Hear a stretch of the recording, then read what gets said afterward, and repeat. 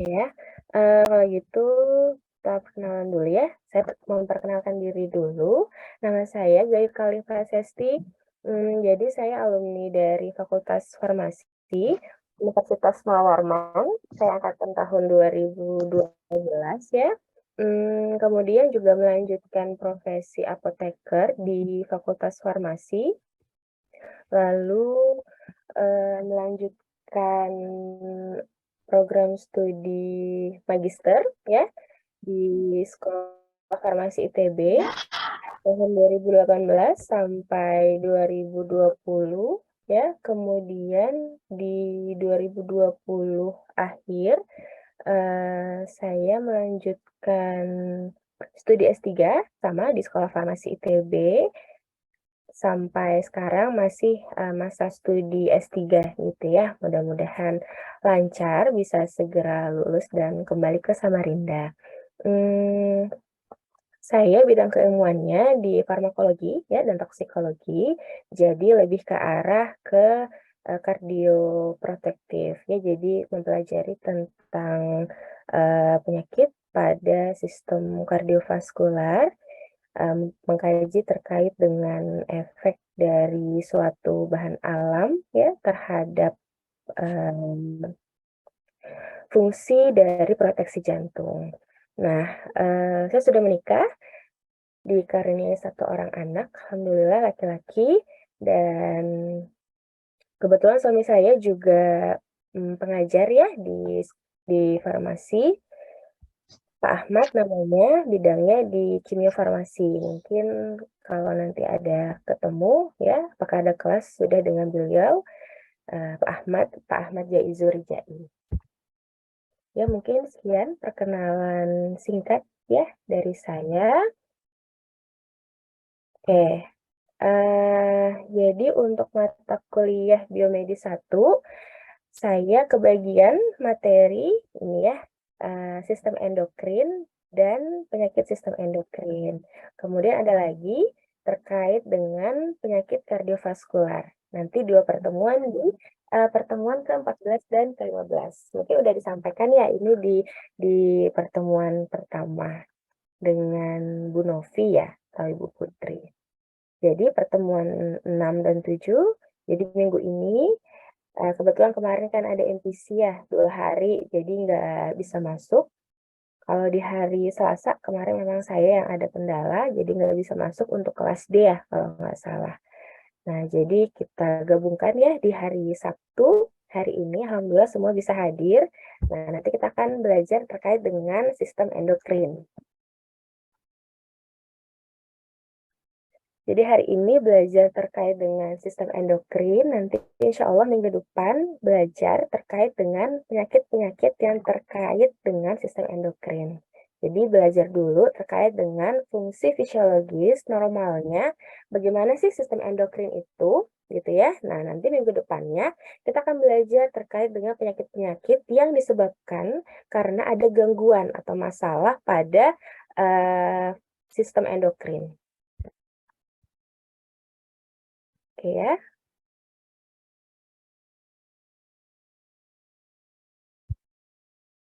Nah, kita langsung aja.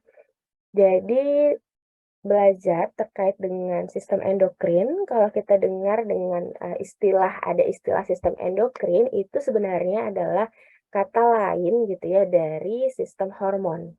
Nah, jadi kalau dengar endokrin berarti itu belajar tentang hormon. Jadi sama gitu ya, sama. Sistem endokrin adalah sistem hormon. Nah, jadi sebenarnya sistem endokrin itu adalah, tadi ya kata lainnya adalah sistem hormon, ini ditemukan gitu ya banyak di mamalia, ya, di mamalia, kemudian juga ada pada burung, ikan, dan banyak spesies lainnya. Nah, kemudian berbicara tentang sistem endokrin, gitu ya, sistem endokrin ini, melingkupi gitu ya dari 3 aspek. Apa aja sih gitu ya yang termasuk di dalam sistem endokrin?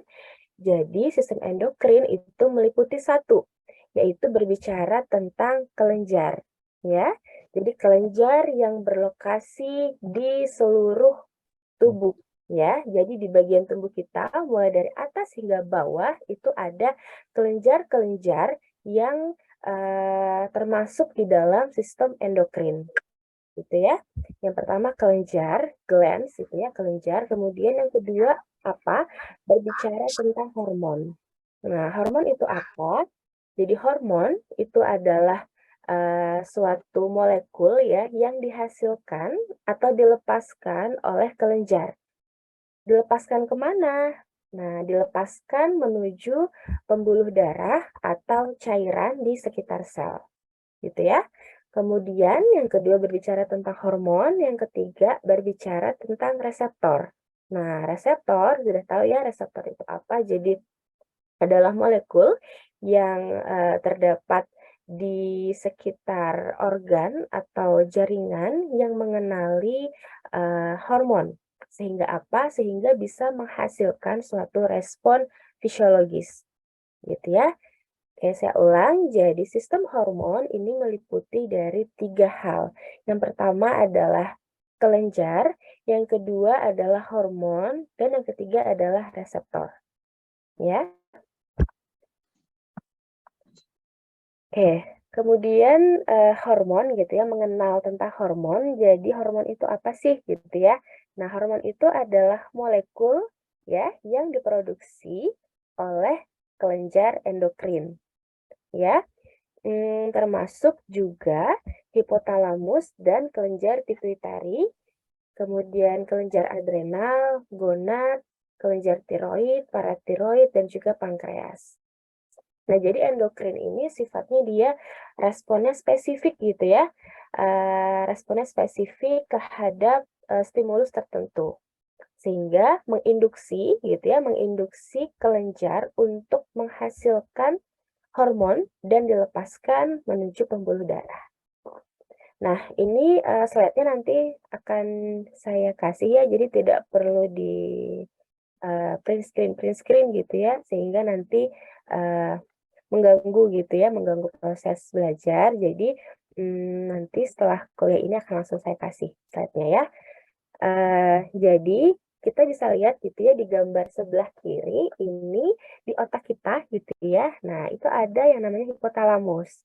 Jadi hipotalamus itu termasuk ke dalam, kelompok kelenjar endokrin gitu ya. Kemudian ada juga kelenjar pituitari, itu juga merupakan, sistem endokrin.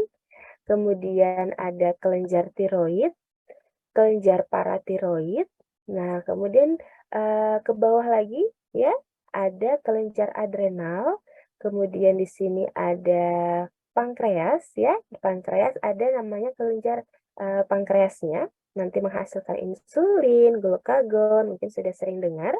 Nah, itu dihasilkan oleh, kelenjar endokrin yang berada di pankreas.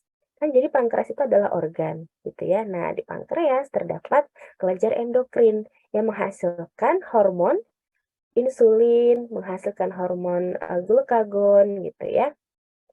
Nah, kemudian ke bawah lagi di bagian organ reproduksi ya, pada wanita itu ada kelenjar ovari, kemudian pada laki-laki ini ada yang namanya kelenjar testis. Nah, jadi ini adalah contoh-contoh gitu ya, atau pembagian dari hormon, berdasarkan apa? Berdasarkan struktur kimia yang mendasarinya, gitu ya. Jadi secara, perbedaan struktur kimiawinya, si hormon ini gitu ya, dibagi menjadi 3. Yang pertama adalah steroid, hormon steroid, kemudian ada hormon peptida, dan yang ketiga ada hormon asam amino. Nah, jadi, peptida atau protein itu kan disusun dari, urutan rantai asam amino yang sangat panjang. Nah, jadi memang hormon ada yang bentuknya itu, protein gitu ya, jadi asam amino banyak gitu ya, berkumpul. Ada yang memang hormon itu, terbentuk dari asam amino rantai kecil atau rantai sedang, gitu. Nah, lalu ada juga hormon steroid. Jadi ada 3 ya, hormon terbagi menjadi 3. berdasarkan struktur kimianya, ya. Berdasarkan struktur kimianya ada hormon steroid, hormon peptida, dan juga hormon asam amino. Ya, nanti bisa dibaca contoh-contohnya ini ada apa aja, ya. Ini lanjutannya tadi. Nah, sekarang coba kita masuk ke dalam mekanisme aksi ya atau mekanisme kerja dari hormon gitu ya. Jadi ketika hormon itu dilepaskan, bagaimana sih sebenarnya mekanisme kerja dari hormon tersebut agar bisa menginduksi respon fisiologis atau reaksi biokimia pada sel gitu ya. Tadi kita sudah tahu kata kuncinya bahwa hormon itu sifatnya spesifik, dia kerjanya karena ada respon atau stimulus tertentu gitu ya, sehingga bagaimana gitu dia bisa menghasilkan aksi fisiologis gitu ya.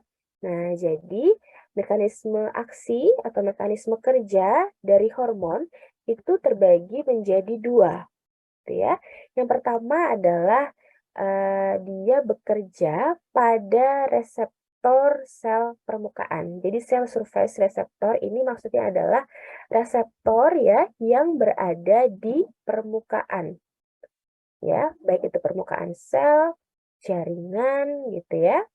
Nah, kemudian yang kedua adalah hormon itu bekerja gitu ya, dia terikat pada reseptor intraseluler, yang artinya berada di dalam sel, ya. Yang satu bekerja pada permukaan sel, ya, berikat gitu ya, reseptor pada sel berikatan dengan molekul pada hormon tadi, gitu ya. Terikat, yang satu terikat di permukaan sel, yang satu terikat pada reseptor yang berada di dalam sel. Nah, sekarang yang menjadi pertanyaannya, hormon-hormon seperti apa sih gitu ya yang bekerjanya itu pada reseptor yang ada di permukaan, kemudian hormon-hormon seperti apa yang bekerja pada reseptor yang berada di dalam sel. Oke, jadi di sini tertulis gitu ya bahwa eh, yang memiliki mekanisme aksi pada reseptor yang berada di permukaan sel itu adalah hormon-hormon endokrin yang sifatnya adalah hidrofilik. Ya, hidrofilik artinya apa hidrofilik? Suka air, Bu. Ya, suka air. Nah, jadi kebanyakan hormon-hormon yang sifatnya hidrofilik itu yang suka air itu adalah yang memiliki struktur kimia peptida, ya, yang terdiri dari urutan-urutan asam amino, ya, rantai-rantai asam amino. Kalau kita coba balik lagi ke tabel yang ini, kita sudah mengenal nih ada hormon yang masuk ke dalam kelompok steroid gitu ya. Contohnya progesteron, aldosteron itu adalah kalau kita lihat struktur kimianya nanti coba search ya, coba cari di Google itu maka hormon-hormon steroid itu akan kelihatan apa namanya rantai kimianya ya didasari oleh sterol. Nah, itu masuk ke dalam kelompok hormon steroid. Nah, kemudian yang hormon peptida, asam amino, ini kan dasarnya itu adalah asam amino. Sifatnya asam amino, protein itu adalah suka air. Maka bisa dikatakan bahwa untuk banyak jenis hormon endokrin yang sifatnya hidrofilik, contohnya tadi adalah hormon endokrin yang peptida, asam amino, itu kebanyakan ya mekanisme kerjanya adalah berikatan dengan reseptor yang ada di permukaan sel. Oke ya, saya ulang, jadi hormon endokrin yang sifatnya hidrofilik atau dengan kata lain kita sudah mengenal tadi bahwa ada hormon peptida, asam amino, berarti mereka itulah gitu ya hormon endokrin yang disebutkan di sini, gitu ya. Nah, mereka kerjanya adalah dengan berikatan di reseptor permukaan sel, gitu. Nah, yang jadi pertanyaan sekarang selanjutnya adalah reseptor permukaan sel apa? Nah, jawabannya adalah tergantung. Tergantung apa? Tergantung dari hormon yang dilepaskan. Kita tahu bahwa hormon sifatnya spesifik kerjanya, contoh insulin. Ya, dilepaskan oleh pankreas, bertujuan untuk apa? Mengambil kelebihan gula yang tersebar di dalam darah. Gitu ya, untuk apa? Untuk gula tersebut dibawa ke dalam sel-sel di dalam tubuh, sehingga kita tidak kekurangan energi, gitu. Ya, sehingga gula itu bisa dilepaskan atau gula itu bisa disimpan kalau kelebihan. Itu adalah gunanya insulin, gitu ya. Jadi intinya adalah ketika hormon endokrin yang sifatnya hidrofilik ya atau kita kenal dengan hormon peptida, hormon yang berbasis asam amino, itu dia memiliki mekanisme kerja berikatan dengan reseptor yang berada di sel permukaan ya, permukaan sel. Tuh.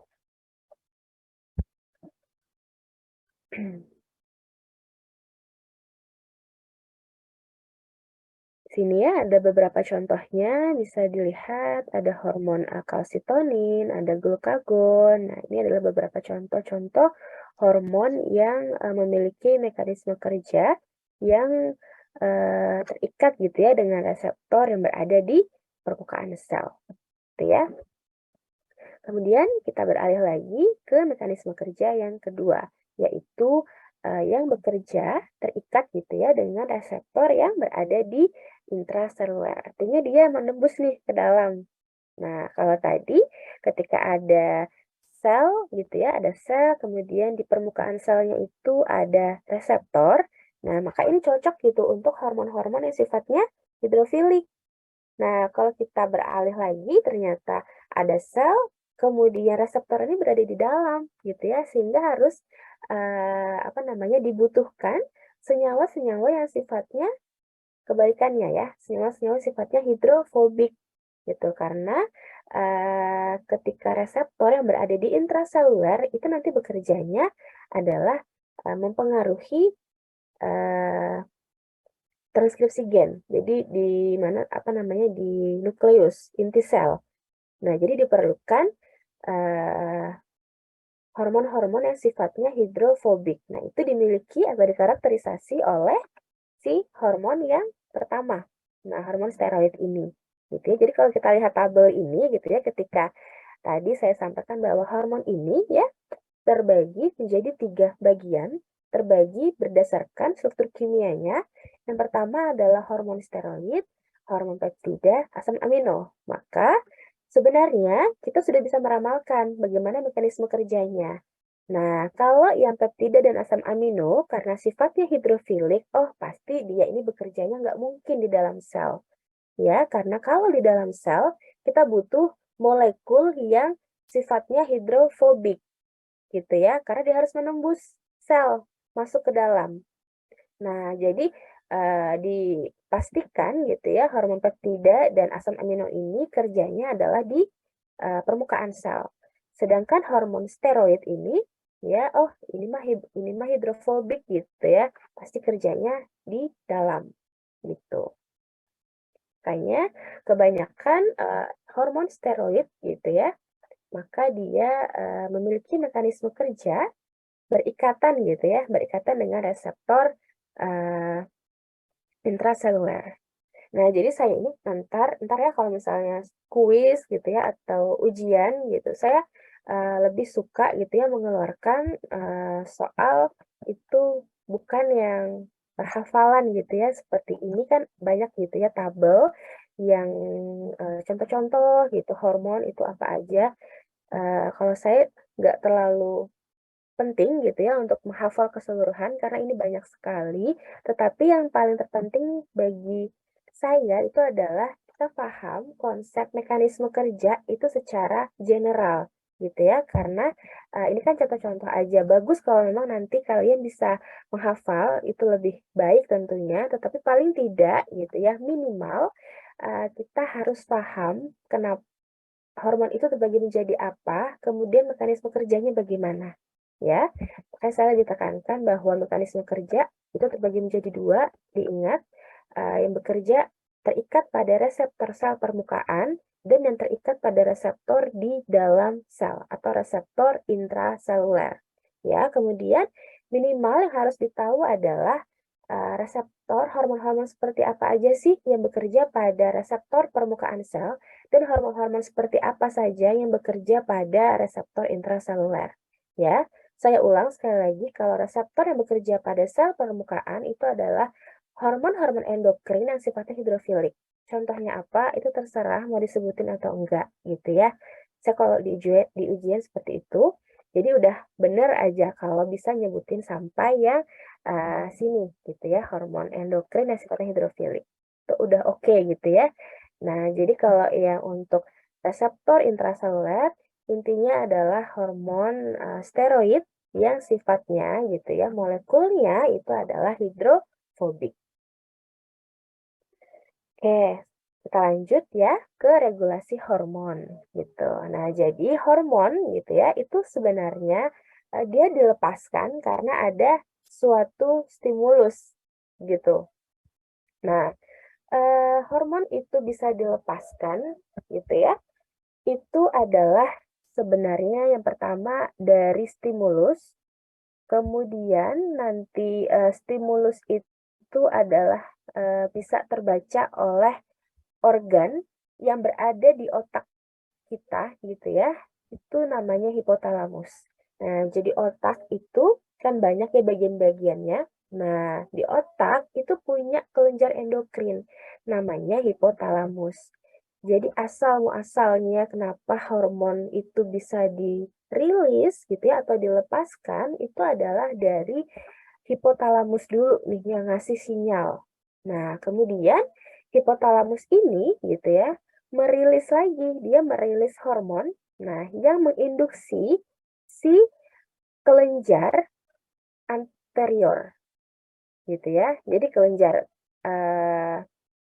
kelenjar pituitari maksud saya, jadi kelenjar pituitari diinduksi oleh hormon yang dilepaskan oleh hipotalamus gitu ya, yang mana nantinya kelenjar pituitari ini akan merilis lagi hormon ya untuk menginduksi kelenjar target untuk menghasilkan hormon, gitu ya.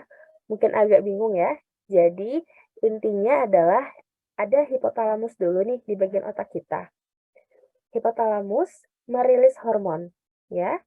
Hormonnya dikirimkan gitu ya kepada si kelenjar pituitari. Mungkin kalian pernah dengar istilah kelenjar hipofisis gitu ya, kalau baca buku anatomi fisiologi ada istilahnya kelenjar hipofisis. Nah, itu adalah apa namanya? Istilah lain dari kelenjar pituitari.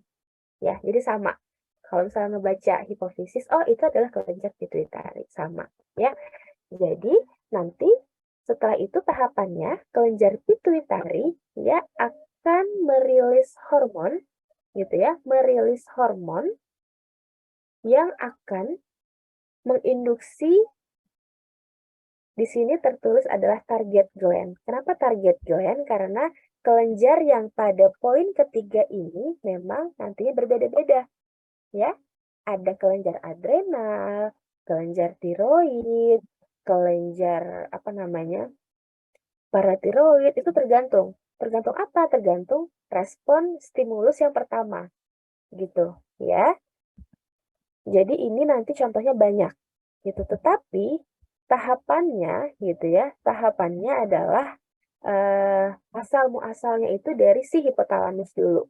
Nah, jadi hipotalamus dan kelenjar pituitari ini pasti wajib akan ada pada regulasi hormon. Gitu ya. Oke, sampai di sini. Oke ya. Jadi yang ketiga ini, jadi kotak ketiga ini disebut dengan target gland, maka ini contohnya banyak, gitu ya. Maka dia di sini tidak disebutkan apakah itu kelenjar endokrin yang adrenal, kelenjar endokrin yang tiroid, misalnya, karena memang di sini nantinya akan beragam. Tetapi yang tidak berubah, gitu maksud saya, yang tidak berubah, mau stimulusnya apa, gitu ya, artinya apapun gitu ya, maka yang akan membaca sinyal pertama gitu maksud saya membaca sinyal pertama itu adalah si hipotalamus yang ada di bagian otak kita, gitu ya.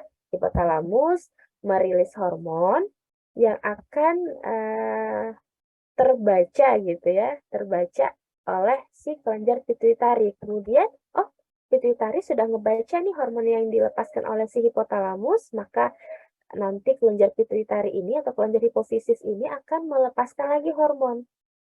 Nah, hormon yang dilepaskan oleh kelenjar pituitari ini nantinya akan terbaca lagi oleh, contoh ya, kita bicara tentang kelenjar yang ada di pankreas deh.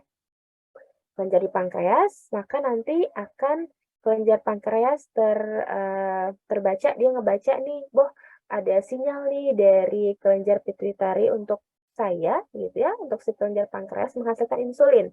Nah, maka target gland hormon di sinilah yang disebut dengan insulin, gitu ya. Jadi hormonnya pasti akan berbeda-beda tergantung target kelenjar mana yang diinduksi oleh hormon pituitari, gitu ya. Jadi hormon yang dihasilkan di sini, dan di sini itu akan berbeda tergantung dari stimulusnya, gitu ya. Misalnya kadar gula berlebih atau malah kurang, maka nanti itu akan menjadi sinyal gitu ya yang terbaca oleh si hipotalamus. Oh, di badannya si A ini gula darahnya sedang naik nih gitu. Dia makannya banyak nih soalnya, jadi kadar gulanya naik banget gitu. Maka si hipotalamus melepaskan hormon yang akan dibaca oleh si kelenjar pituitari gitu ya. Maka sebenarnya gini, intinya si hipotalamus ini menyuruh gitu ya, menyuruh tubuh gitu ya, tepatnya kelenjar endokrin yang berada di pankreas untuk menghasilkan insulin. Tetapi si hipotalamus ini yang berada di otak gitu ya, dia kejauhan untuk menyuruh pankreas menghasilkan insulin. Sehingga dia butuh anak buah gitu ya ceritanya. Dia butuh anak buah sehingga tolong dong sampaikan kepada sel pankreas, tolong hasilkan insulin gitu. Karena hipotalamus tahu bahwa insulin ini berguna untuk mengambil kelebihan gula yang berada di dalam darah. Sampai di sini paham ya? Nah, kemudian karena tadi si hipotalamus itu tidak bisa bekerja sendirian gitu ya, dia butuh bantuan si kelenjar ini ya, bagian kedua ya, dia butuh bantuan kelenjar hipofisis gitu ya. Karena dia nggak bisa langsung komunikasi dengan si kelenjar si target. Dia nggak bisa langsung berinteraksi dengan pankreas. Pankreas, saya bicara pankreas sebagai contoh, tapi nanti akan banyak gitu ya kelenjar endokrin lainnya gitu. Nah, jadi tadi hipotalamus dia tolong dong sampaikan gitu ya ke kelenjar pankreas, tolong hasilkan insulin. Nah, jadi mula-mula dia berinteraksinya gitu ya dengan si kelenjar hipofisis itu dengan apa? Dengan menghasilkan hormon juga gitu. Oke, lalu nanti kelenjar pituitari ya, dia menghasilkan hormon lagi untuk mengkomunikasikan gitu ya, mengkomunikasikan si kelenjar pankreas tolong menghasilkan insulin. Nah, jadi ada 3 tahapan gitu ya, barulah oh si sel pankreasnya baru oh ya, oke, saya akan menghasilkan insulin. Nah, itu adalah di bagian keempat ini. Ini adalah hormon yang dirilis gitu ya oleh si kelenjar target. Karena apa tadi? Karena mula-mulanya gitu ya ada makanan yang banyak, akhirnya makanan nanti kan ujung-ujungnya ya metabolismenya akan dipecah menjadi gula atau glukosa sehingga kelebihan glukosa yang berada di dalam darah itu akan terbaca oleh si hipotalamus. Gitu, ya. Nah, kemudian yang menjadi pertanyaan adalah kenapa sih sebenarnya harus ada si regulasi hormon ini gitu. Tujuannya apa kira-kira? Ada nggak yang tahu? Kenapa harus ada regulasinya?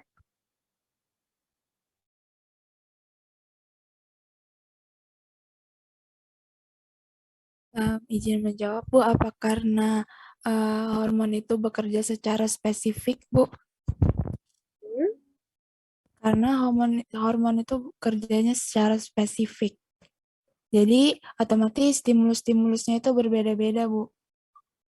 iya, benar. Ada lagi? Siapa tadi? Valeria. Tadi Valeri mengatakan bahwa regulasi hormon itu harus ada karena sifatnya spesifik. Jadi tergantung stimulusnya apa gitu ya. Itu benar. Kemudian ada lagi yang punya pendapat lain.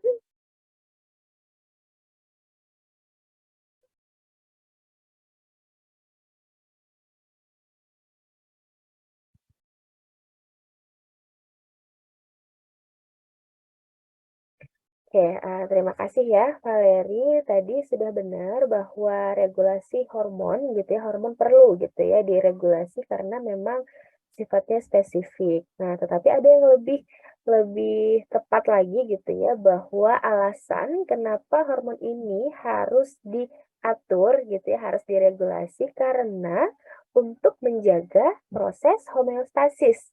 Kata kuncinya adalah homeostasis.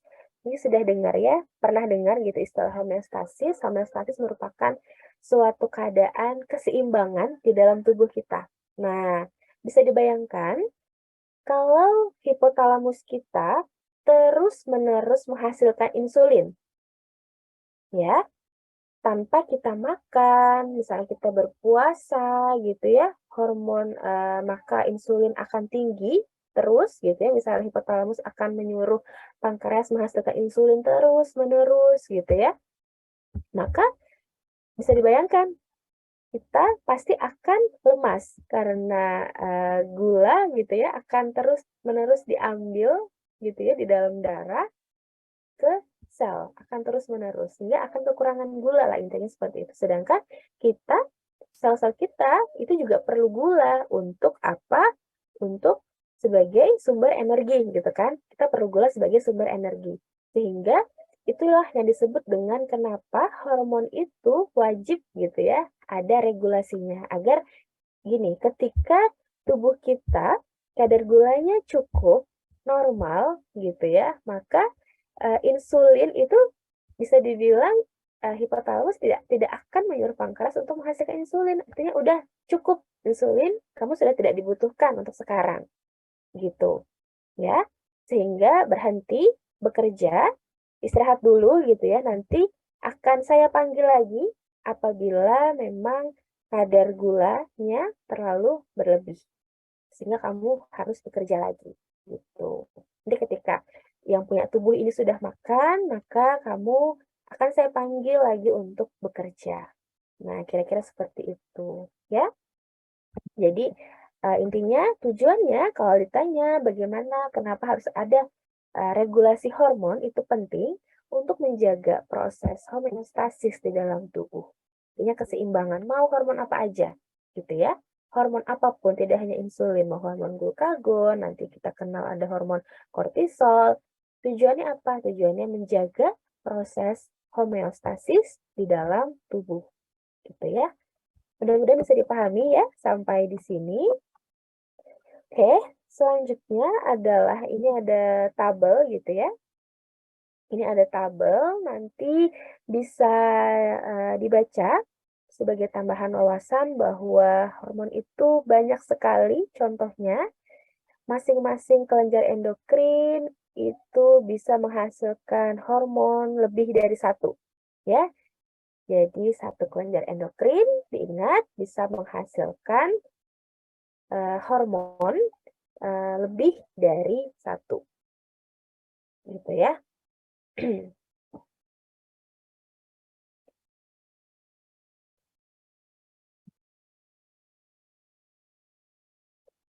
Saya boleh izin ya sebentar. Anak saya nangis sebentar ya. Mohon maaf.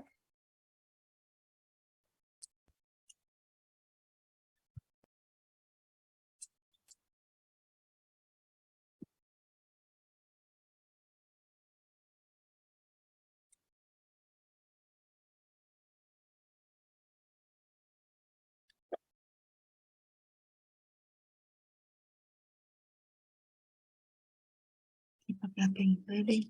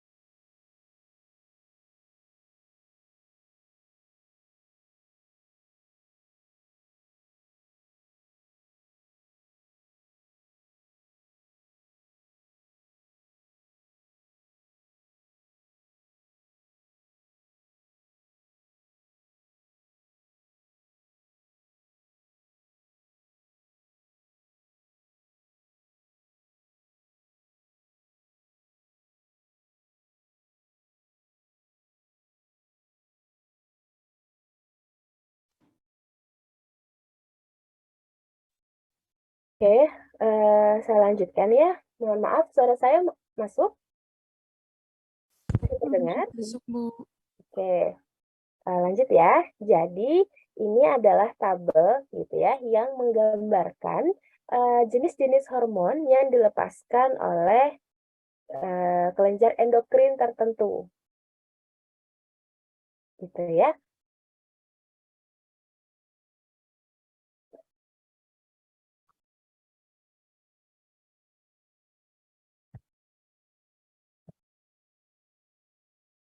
Jadi yang pertama kita bisa lihat ini ada kelenjar endokrin hipotalamus, dia menghasilkan hormon antara lain ada hormon kortikotropin, ada hormon gonadotropin, tirotropin, growth hormone, somatostatin, dan dopamin. Nah, kemudian yang di bagian kanannya ini adalah fungsi hormonnya. Ya, jadi fungsi hormonnya untuk apa sih gitu ya yang dilepaskan oleh si kelenjar endokrin. Misalnya yang mana ya?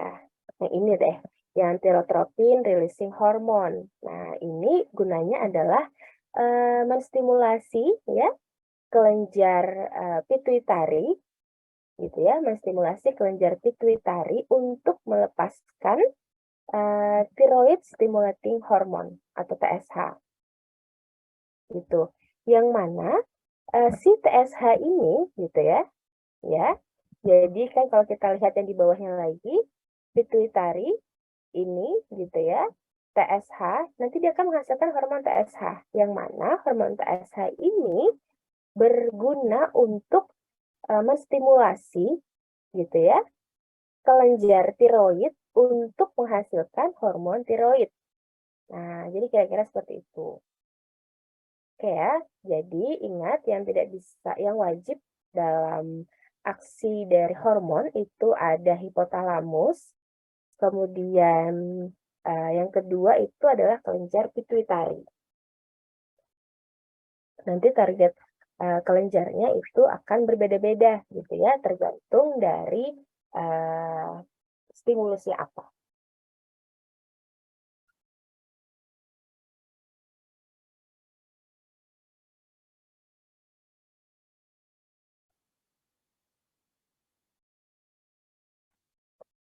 Kemudian untuk kelenjar pituitari gitu ya, di sini ada saya lingkarin yang berwarna merah.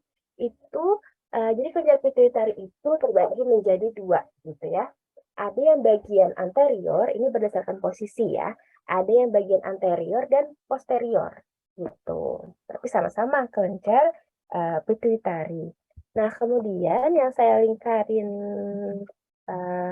merah itu adalah pada bagian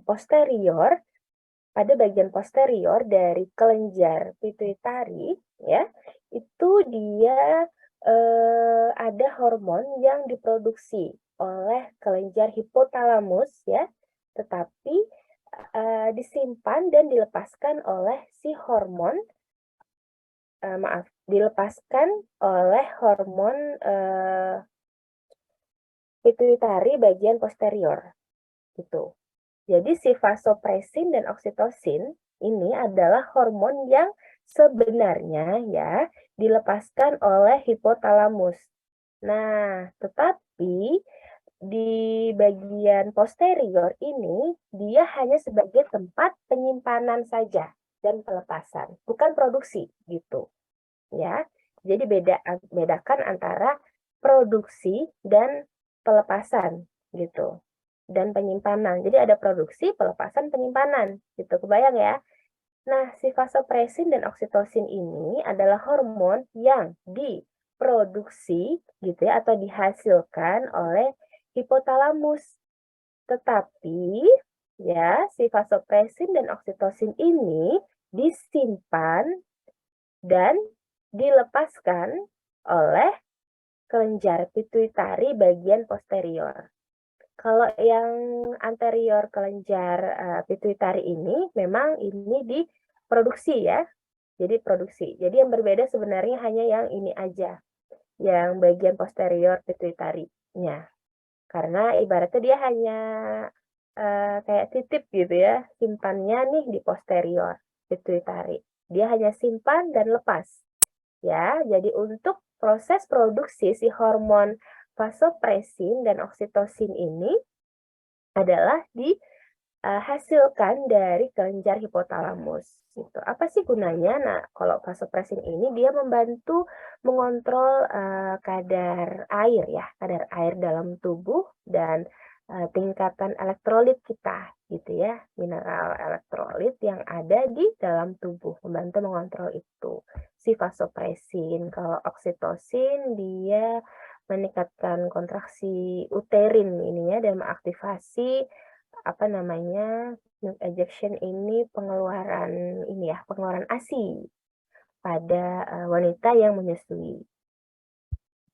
Jadi produksi ASI gitu ya, meningkatkan produksi ASI. Ini sih untuk sebagai wawasan ya, wawasan aja bahwa ternyata ada kelenjar endokrin yang menjadi tempat penyimpanan gitu ya. Dia tidak memproduksi, tapi dia hanya tempat penyimpanan dan pelepasan saja. Namun, yang menghasilkan adalah si hipotalamus. Ini apa namanya berbeda gitu ya. Ada ternyata hormon yang seperti itu sifatnya, yaitu vasopresin dan oksitosin untuk contohnya. Lalu di sini ada kelenjar endokrin adrenal, ya. Jadi kelenjar adrenal ini letaknya di mana? Ada yang tahu nggak?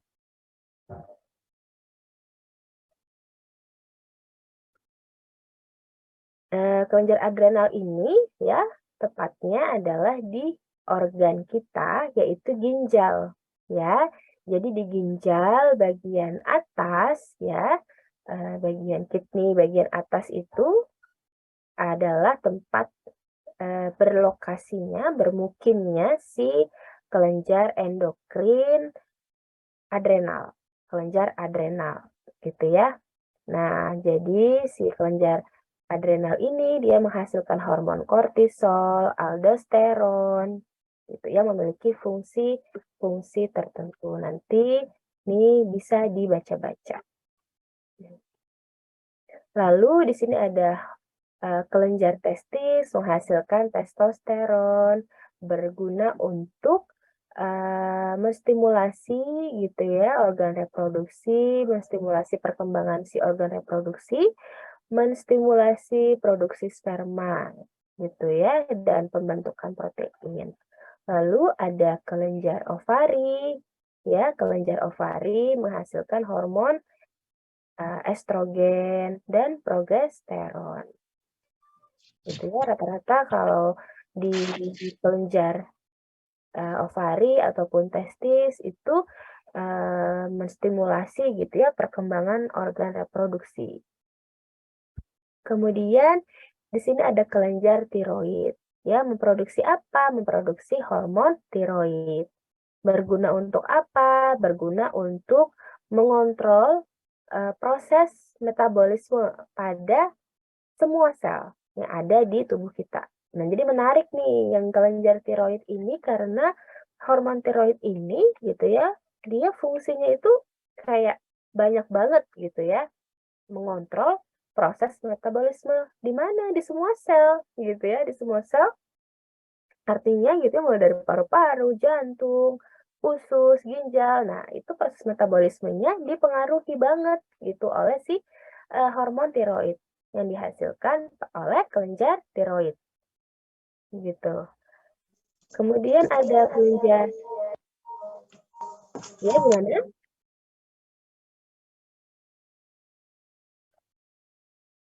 Nggak ya?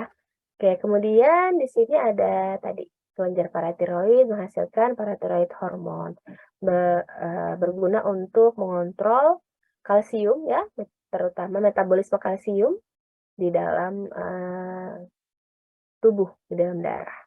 Kemudian ada kelenjar pankreas ya, di sini contohnya adalah hormon insulin dan glukagon yang dihasilkan. Nah, gunanya apa? Fungsinya membantu mengontrol metabolisme karbohidrat, ya. Nah, jadi untuk menurunkan gula darah. Nah, kemudian yang menariknya di sini ada glukagon yang sifatnya justru berkebalikan dengan insulin. Yang mana hormon glukagon ini dia membantu untuk mengontrol metabolisme karbohidrat juga, tetapi dia berbeda. Nah, membantu mengontrol metabolisme manakala tubuh kita itu kekurangan gula, sehingga dia ini meningkatkan kadar gula darah. Oke ya, bisa dipahami sampai di sini bahwa kelenjar endokrin di pankreas ini dia menghasilkan dua hormon yang sifatnya berkebalikan. Ada yang berfungsi untuk meningkatkan gula darah, yaitu glukagon. Ada yang berfungsi untuk menurunkan gula darah, yaitu insulin. Insulin diproduksi manakala gula darah di dalam darah, gitu ya, gula di dalam darah, glukosa di dalam darah itu tinggi. Jadi insulin bertugas untuk mengambil kelebihan gula dan dibawa ke dalam sel. Sehingga hasil akhirnya glukosa di dalam darah itu berkurang. Kebalikan dengan glukagon. Glukagon dia bekerja manakala gula atau glukosa dalam darah kita itu berkurang. Ya, sehingga dia kerjanya nanti menginduksi sel-sel lain gitu ya untuk bisa memecah protein, memecah lemak. Untuk apa? Untuk dipecah membentuk glukosa gitu ya. Sehingga nanti hasil akhirnya adalah kadar gula darah bisa meningkat, nggak kurang lagi. Karena ada bantuan dari hormon glukagon ini. Gitu ya. Oke, ini mungkin ringkasan seperti tadi yang sudah dijelaskan juga ya sebelumnya bahwa ini adalah proses aksi gitu ya, proses aksi dari terbentuknya suatu hormon gitu ya dari di otak, nanti menginduksi bagian pituitari gitu ya, kelenjar pituitari, kemudian ini kalau misalnya digambarkan di sini otak, kalian harapannya sudah bisa tahu bahwa kan otak itu banyak bagiannya.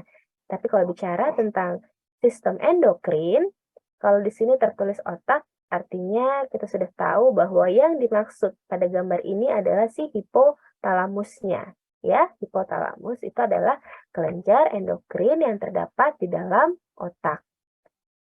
Ya, kemudian melepaskan hormon, merilis hormon untuk menginduksi kelenjar pituitari, melepaskan hormon untuk menginduksi kelenjar endokrin target. Ya, kita sebut saja kelenjar endokrin target. Karena memang targetnya itu tergantung dari stimulus di awal. Sebenarnya tubuh kita ini perlunya apa sih? kekurangan apa sih, kelebihan apa sih, gitu ya, sehingga nanti hormon yang dilepaskan, gitu ya, itu sesuai dengan kebutuhan tubuh kita. Jadi, Masya Allah sekali gitu ya, bahwa memang Allah sudah memberikan eh, begitu banyak ini ya, peristiwa kompleks gitu ya. Kita bicara hormon aja sebenarnya kayaknya nggak mungkin cukup saya sampaikan dalam satu pertemuan ini gitu, karena memang sangat kompleks. Itu kayak hormon itu kan sifatnya molekul ya, bentuknya molekul. Kalau misalnya itu kayak kecil banget gitu loh ya, kecil banget senyawa kimia yang mana ketika itu dilepaskan itu bisa mempengaruhi gitu ya seluruh proses yang ada di dalam tubuh kita. Nah, jadi perannya sangat-sangat penting dan sangat bertanggung jawab sekali gitu ya dalam proses metabolisme apapun di dalam tubuh kita. Ini sama sebenarnya juga hanya gambaran ringkasan gitu ya. Nah, jadi yang di bagian kanan, bagian kanan ini adalah hormon-hormon yang dilepaskan oleh hipotalamus. Bagian bawahnya ini adalah hormon-hormon yang dilepaskan oleh kelenjar pituitari. Ini semuanya adalah target-targetnya, gitu. Target-target apa namanya kelenjarnya. Oke, saya lanjutkan ya. Kemudian berbicara lagi di sini tentang hipotalamus dan pituitari. Sudah, mungkin ini hanya ini aja ya. Ingin menunjukkan gambarnya saya sebenarnya. Jadi di mana sih sebenarnya letak hipotalamus? Jadi gambarannya, skematiknya di sini nih ya hipotalamusnya gitu. Ini kan otak ya, kalau yang secara besar ini otak, hipotalamus di sini gitu. Kemudian di mana kelenjar pituitarinya? Kelenjar pituitarinya ini nih yang bagian coklat. Tadi kita sudah kenal ya bahwa pituitari itu ada yang bagian anterior dan posterior letaknya. Ini anterior, ini posterior.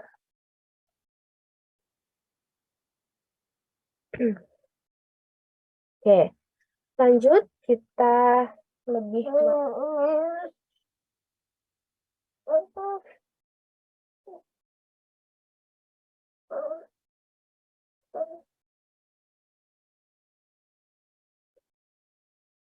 maaf ya, sebentar.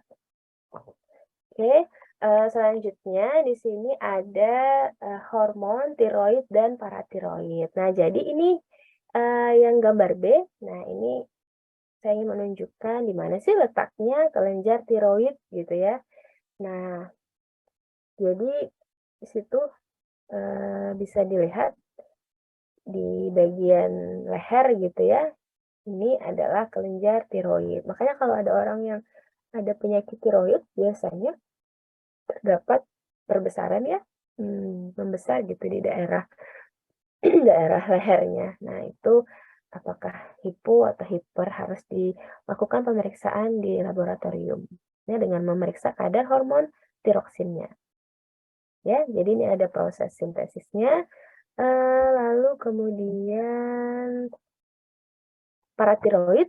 Nah, jadi yang bagian kiri ini kelenjar tiroid, bagian kanan ini kelenjar paratiroid. Jadi kelenjar paratiroid terdapat di kelenjar tiroid gitu ya. Nah, ini 1, 2, 3, 4. Ini ya kelenjar paratiroid. Jadi berbeda ya. Kalau kelenjar tiroid itu dia mengontrol metabolisme di seluruh sel. Itu tiroid.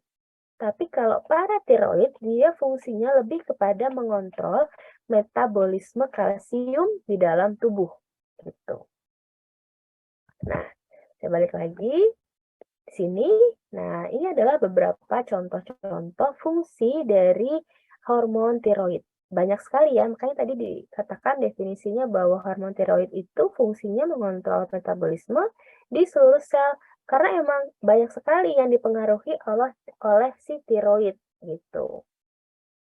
Nah, jadi ini mengontrol produksi sperma dan testosteron juga. Meskipun kita tahu bahwa tadi ada hormon khusus yang diproduksi oleh kelenjar testis dan ovarium gitu ya. Kita tahu bahwa ada sebenarnya yang menginduksi produksi itu, tetapi hormon tiroid juga ternyata memiliki impact gitu ya terhadap produksi sperma gitu ya, dan hormon testosteron.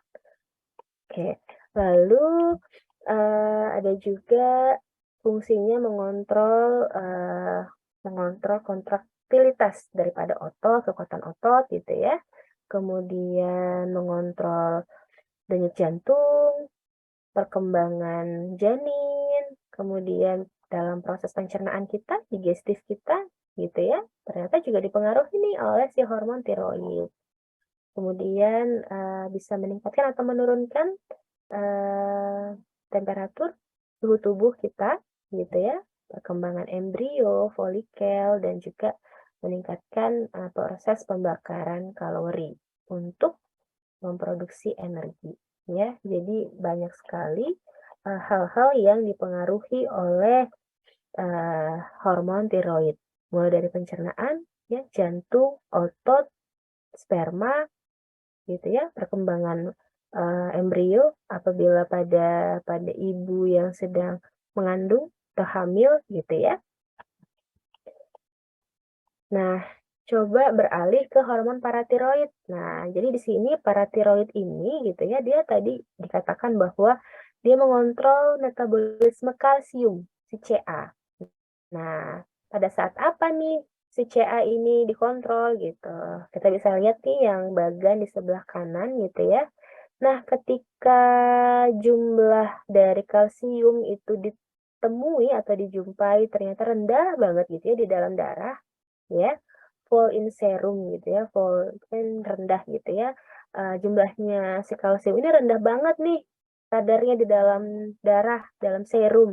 Nah, maka hal ini gitu ya akan menstimulasi gitu ya, menstimulasi kelenjar paratiroid gitu ya untuk mensekresi PTH, hormon PTH. Ini ya bisa kebaca ya.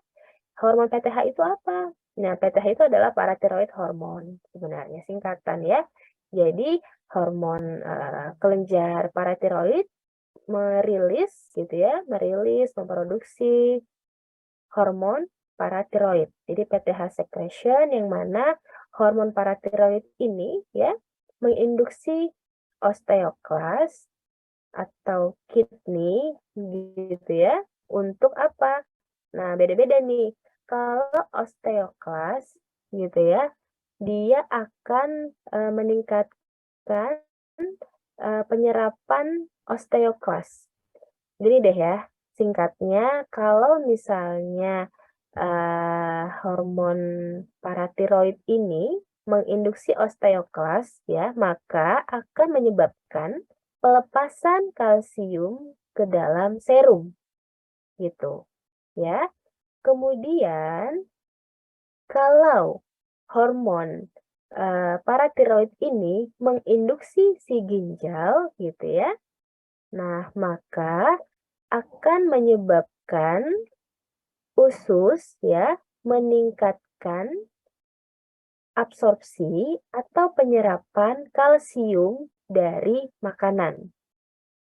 Nah, kemudian juga ginjal memiliki mekanisme gitu ya untuk mengurangi ekskresi kalsium. Kan kita tahu ginjal itu fungsinya adalah ekskresi kan, organ ekskresi. Jadi dia mengeluarkan mineral-mineral yang berlebih. Nah, apabila di dalam serum kita itu kalsiumnya cukup kecil kadarnya, maka hormon paratiroid ini akan menginduksi si ginjal untuk ginjal tolong kurangin ya pengeluaran ekskresi kalsium dari tubuh kita lewat urin tentunya ya. Tolong kurangin ya, karena apa? Karena serum kita, tubuh kita lagi kekurangan kalsium nih. Jadi tolong ginjal kamu jangan banyak-banyak gitu ya ngeluarin kalsium. Intinya seperti itu. Jadi ada 3 yang dipengaruhi oleh hormon paratiroid. Yang pertama adalah osteoklas atau tulang gitu ya. Osteoklas, saluran intestinal, dan ginjal. Beda-beda nih. Saya ulang, kalau paratiroid ini menginduksi osteoklas, maka akan menyebabkan pelepasan kalsium ke dalam serum. Karena apa? Karena osteoklas ini menyimpan cadangan kalsium gitu. Kan tulang kita ini ada kalsiumnya gitu ya. Jadi ketika hormon paratiroid ini menginduksi tulang, maka tulang akan melepaskan kalsium ke dalam serum gitu. Nah, kemudian ketika paratiroid ini menginduksi ginjal gitu ya, maka ginjal akan mengurangi pengeluaran kalsium melalui urin gitu ya. Oke, kemudian gitu ya, apabila paratiroid ini sebenarnya hubungan antara hormon paratiroid dengan intestinal ini tidak langsung ya. Ini kan kalau dilihat skemanya dia tidak langsung, tetapi melalui ginjal. Ini ada formasi 1 alfa 25. Ini kan susah gitu ya. Jadi saya langsung aja menjelaskannya. Secara tidak langsung, sekresi hormon paratiroid ini bisa menginduksi saluran intestinal kita untuk meningkatkan penyerapan kalsium dari makanan, gitu ya. Jadi apabila kalsium di dalam darah kita berkurang, kemudian kita ada makan makanan yang tinggi kalsium, gitu ya, singkatnya, jadi intestinal ini lebih aware gitu ya, dia lebih, "Wah, ini ada makanan yang mengandung kalsium tinggi nih, ayo ayo diserap." Nah, sehingga apa? Sehingga nanti, kalsium kita gitu ya, kadar kalsiumnya akan kembali normal lagi di dalam darah, gitu. Maka itulah yang disebut dengan homeostasis. Oke ya. Nah, lalu, bagaimana ya ketika kadar, kalsiumnya itu tinggi? Nih yang tabel bagian bawah ya. Bagaimana nih ketika kadar kalsiumnya terlalu tinggi di dalam serum? Nah, maka, itu akan menyebabkan kelenjar tiroid.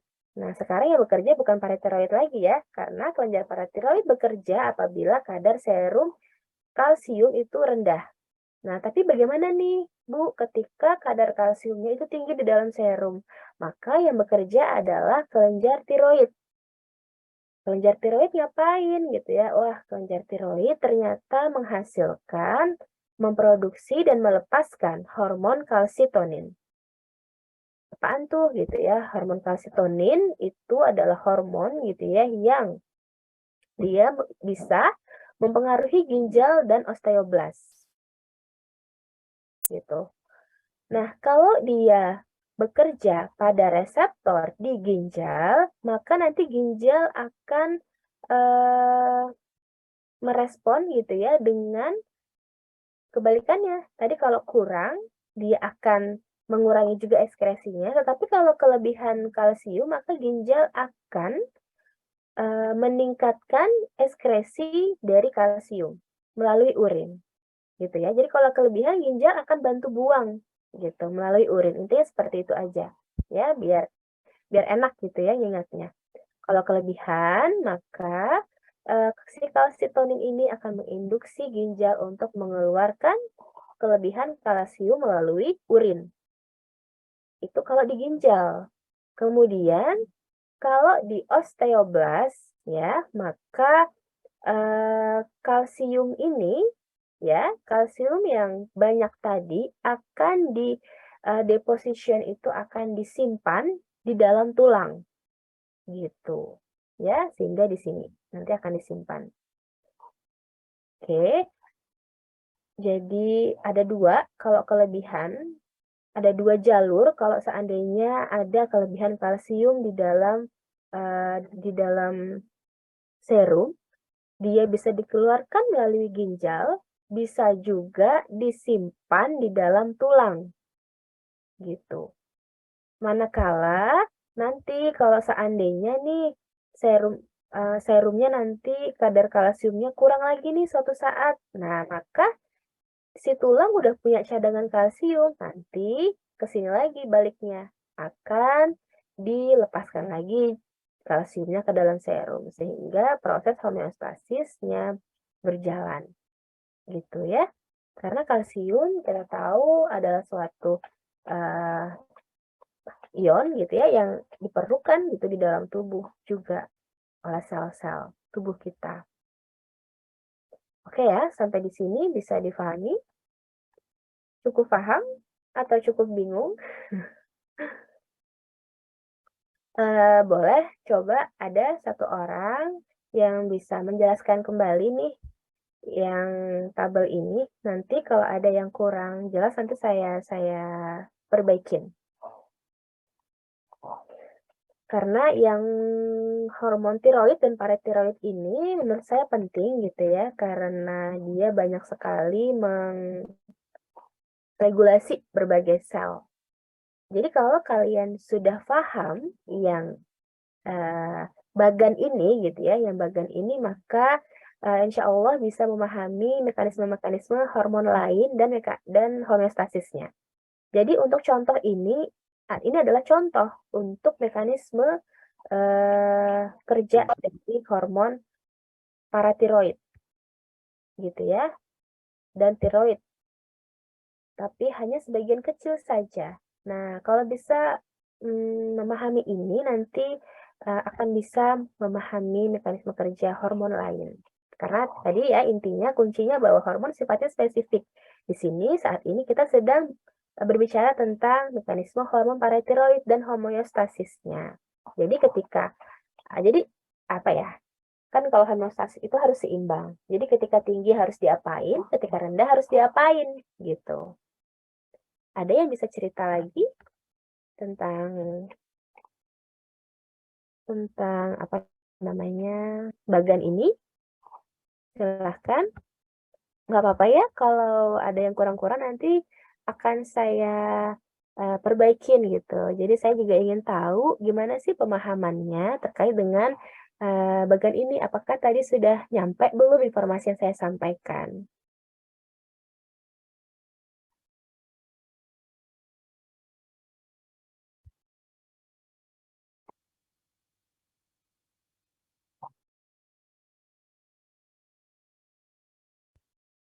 Ada yang mau? Silahkan, nggak apa-apa. Nanti bisa bisa ini ya, saya bantu.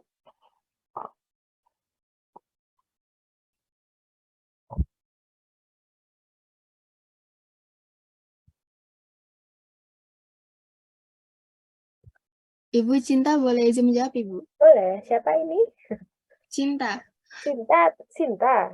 Iya, Cinta. Cinta, oke, silahkan Cinta. Nggak apa-apa ya. Ini gimana pemahamannya Cinta? Coba cerita Em, aja. yang pertama, kelenjar paratiroid. Dia Mm-mm. akan bekerja bila kadar kalsiumnya rendah. Dia akan menginduksi osteoklas dengan pelepasan Sebentar, kalsium. sebentar Cinta. Ada yang kurang nih. Jadi, eh, tadi udah benar ketika kadar kalsium di dalam serum itu rendah gitu ya, maka kelenjar paratiroid tadi ada yang kurang. Dan itu penting. Kurangnya di mana? Di sini. Nah, jadi sebelum dia menstimulasi osteoklas dan ginjal, tugas utamanya dulu harus disebutkan bahwa kelenjar paratiroid ini memproduksi hormon PTH atau paratiroid hormon, gitu ya. Baru paratiroid hormon ini yang menginduksi osteoklas dan ginjal dan juga saluran intestinal secara tidak langsung. Oke, coba lanjut. Coba ulang lagi, Cinta. Ya, kelenjar paratiroid Ya. dia akan mensekresi PTH, Ya. lalu akan menginduksi osteoklas dan ginjal. Ya. Kalau di osteoklas dia akan melakukan pelepasan kalsium. Mm-mm. Kalau di ginjalnya dia menyerap kalsium. Di ginjal mungkin bukan menyerap kalsium ya, tapi membantu membantu mengurangi ekskresi kalsium gitu ya, gitu ya. Ya, Ya, jadi ginjal itu nanti dia bertanggung jawab terhadap pengurangan ekskresi dari kalsium. Karena kan ginjal tugasnya dia kan melepaskan kalsium melalui urin. Nah, jadi harapannya kalau kalsiumnya rendah di dalam darah, ginjal tolong kamu jangan keluarin kalsium. Nah, makanya ginjal dia meresponnya dengan cara mengurangi ekskresi kalsium. Ya, itu respon ginjal. Oke. Bisa lanjut. Lanjut, secara tidak langsung dapat menginduksi saluran usus untuk menyerap kalsium dari makanan. Ya. Ya, lanjut ke kelenjar tiroid yang akan bekerja bila kadar kalsiumnya tinggi. Dia akan mengeluarkan hormon kalsitonin yang mempengaruhi ginjal dan osteoklas. Oke, kalau di ginjal responnya bagaimana? Responnya merespon dengan meningkatkan ekskresi kalsium ke urin. Kalau osteoblast itu dia merespon dengan menyimpan kalsiumnya di tulang. Di tulang, oke. Jadi kalau di ginjal dia kenapa bisa meningkatkan ekskresi dari kalsium dengan cara mengurangi uptake. Jadi dia nggak mau nih mengabsorpsi si kalsium, gitu ya. Mengurangi ambilan kembali, intinya kalsiumnya akan banyak yang dilepaskan melalui urin, banyak yang dibuang lah intinya gitu ya. Jadi kayak memang proses keseimbangan aja, kalau lebih ya dibuang gitu ya, kalau misalnya kurang ya harus dibentuk gimana pun caranya. Jadi tadi bisa dari makanan, kalau dari makanan nanti akan bukan kelenjar ya, saluran pencernaan nih akan bekerja keras untuk menyerap. Nah, seandainya di tulang tidak ada kalsium gitu. Ginjalnya juga. Oke ya. Bisa difahami? Bisa ya. Terima kasih ya Cinta. Jadi udah benar tadi yang disampaikan oleh Cinta gitu ya. Kurang lebih seperti itu. Tujuannya ini untuk apa? Untuk proses homeostasis. Ya, jadi untuk kelenjar tiroid juga sebenarnya ini hanya contoh untuk proses metabolisme kalsium ya. Karena kalau kita bicara tiroid, tugasnya tidak hanya di metabolisme kalsium aja, tapi untuk paratiroid iya, gitu. Dan yang perlu diingat lagi bahwa eee, adanya kelenjar paratiroid dan kelenjar tiroid ini menghasilkan hormon-hormon ini, ya, jadi kelenjar paratiroid menghasilkan PTH, kemudian tiroid menghasilkan hormon kalsitonin, ini tidak bekerja semata-mata langsung. Ya, tetapi apa? Tetapi harus ada apa? Ada yang tahu? Hormon yang dihasilkan, Bu. Oleh? Oleh siapa? Siapa ini tadi? Nggak bisa baca namanya. Valerie, Bu. Valeri. Jadi tadi Valeri ini kelenjar paratiroid, kelenjar tiroid kan dia menghasilkan hormon. Nah, si kelenjar paratiroid dan tiroid ini bisa menghasilkan hormon karena apa? Karena siapa? Karena ada stimulus, Bu. Dari Itu tadi kalsiumnya yang kurang. Berarti dari darah, dari darah. darah. Benar. Tapi sebelumnya sebenarnya di sini tuh ada yang dipotong gitu ya dari bagian ini. Ada yang tahu nggak? Apa? Memang stimulus awalnya adalah kalsium di dalam darah berkurang nih, tetapi ada yang di-skip nih infonya dan kalian harusnya nih tahu gitu. Apa ya? Homeostasis dari hipotalamus ke Ibu. Betul. Ini siapa tadi nih? Cinta, Ibu. Nah, bener ya, Cin. Jadi sebelum kelenjar paratiroid ini bisa menghasilkan hormon, maka yang awal-awalnya ngebaca stimulus bahwa kalsium rendah di dalam darah itu si hipotalamus gitu ya. Jangan lupakan si hipotalamus dan kelenjar apa setelahnya? Pituitari. Bener ya. Jadi sebenarnya itu tadi saya bilang, nah kuncinya adalah di otak dulu dan pituitari, baru ke kelenjar target. Nah, jadi kalau kita bicara yang bagian ini memang langsung berbicara tentang si kelenjar targetnya. Karena kan kita ingin lihat responnya gimana lebih kompleks gitu. Kalau tadi di awal, memang ini saya harus gitu menyampaikan bahwa agar sebelum si kelenjar target ini bekerja, ada nih yang bertanggung jawab di atasnya. Ini aksinya gitu ya. Jadi ini adalah gambaran secara umum gitu ya.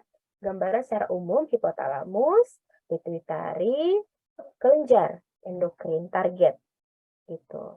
Nah, tetapi perlu diingat juga bahwa hipotalamus ini adalah kelenjar endokrin juga. Pituitari adalah kelenjar endokrin juga. Oke ya, ini kita sampai jam berapa ya?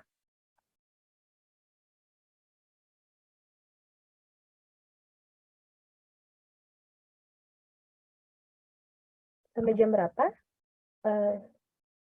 pertemuannya? Sebentar lagi ya kayaknya. Jam 9:10 Ibu. Oh, 9:10 ya, oke. Oke ya, mudah-mudahan bisa dipahami. Yang ini masih berapa slide lagi nih? Oke, masih lumayan 10 slide ya. Jadi tadi ini adalah mekanisme terkait dengan hormon tiroid dan paratiroid. Sekarang kita beralih lagi nih, berbicara tentang kelenjar adrenal. Nah, jadi tadi saya sudah mention di awal bahwa kelenjar adrenal itu adalah kelenjar yang dihasilkan, gitu ya, bukan yang dihasilkan, yang terdapat di dalam pankreas. Tepatnya, mohon maaf bukan pankreas, tapi ginjal ya. Jadi di atas ginjal nih, ini adalah lokasi di mana kelenjar adrenal itu berada. Ya, nah yang mana beberapa fungsi gitu ya dari kelenjar adrenal ini dia menghasilkan atau merilis hormon yang membantu meregulasi proses metabolisme juga di dalam tubuh kita, kemudian sistem imun, kemudian tekanan darah, respon terhadap stres, dan berbagai fungsi esensial lainnya. Beberapa hormon yang dihasilkan oleh kelenjar adrenal antara lain yang pertama adalah hormon kortisol. Apa nih gunanya? Gunanya mengontrol penggunaan lemak gitu ya, lemak di tubuh, protein dan karbohidrat. Banyak kan tolong dibaca sendiri ya. Kortisol, kemudian ada hormon aldosteron gitu ya, mengontrol pH darah nih gitu, dan mengontrol elektrolit di dalam darah. Kemudian ada DA dan androgen steroid, menghasilkan hormon-hormon androgen juga gitu ya. Prekursor hormon yang nanti akan dikonversi oleh ovari ya menjadi hormon estrogen gitu. Jadi DA ini ya dehydropianandrosteron ini adalah suatu prekursor sebenarnya nanti akan dikonversi oleh ovari. Pada wanita kan ada ovari, kelenjar ovari nanti akan memproduksi hormon estrogen. Nah, kalau pada laki-laki ya akan sebagai hormon prekursor untuk membentuk androgen. Ada juga epinefrin dan norepinefrin atau nama lainnya adalah adrenalin dan noradrenalin. Itu dihasilkan nih oleh kelenjar adrenal. Jadi kurang lebih ada 4 ya, ada 4 hormon yang dihasilkan oleh kelenjar adrenal ini. Nah, jadi ini sebenarnya yang ingin saya sampaikan mungkin kata kuncinya adalah di adrenalin dan noradrenalin. Kalau yang adrenalin ini dia ini ya, noradrenalin atau norepinefrin ini nama lainnya. Nah, dia ini adalah neurotransmitter yang dihasilkan oleh sistem saraf simpatik. Nah, dia bekerjanya lebih kepada ke sistem kardiovaskular. Tapi kalau adrenalin, ya ini bedanya gitu ya. Jadi adrenalin ini adalah hormon, ya dia hormon utama gitu yang dilepaskan oleh adrenal. Kalau noradrenalin dia dilepaskan juga oleh kelenjar adrenal, tetapi dia juga dilepaskan gitu ya oleh saraf simpatik untuk bertanggung jawab dalam proses atau sistem kardiovaskular. Gitu. Nah, ini fungsi-fungsinya nanti bisa dibaca ya. Oke. Nah, ini adalah gimana sih caranya hormon adrenal itu bekerja untuk memproduksi kortisol? Ini salah satu contohnya saja.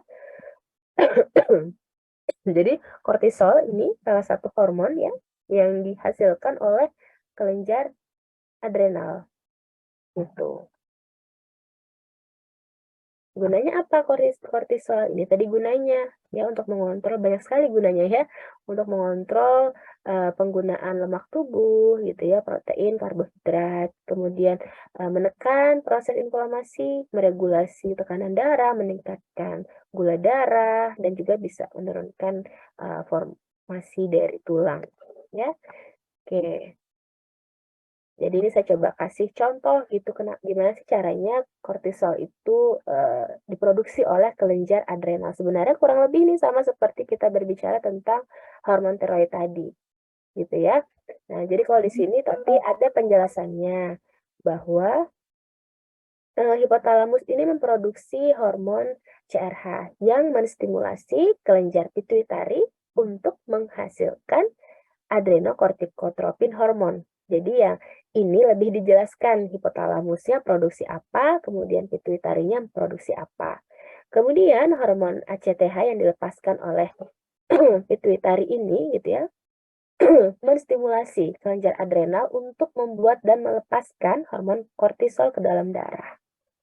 Gitu. Jadi sama ya, kurang lebih seperti yang berbicara tentang homeostasis kalsium tadi yang diperantarai oleh kelenjar tiroid dan paratiroid. Oke ya.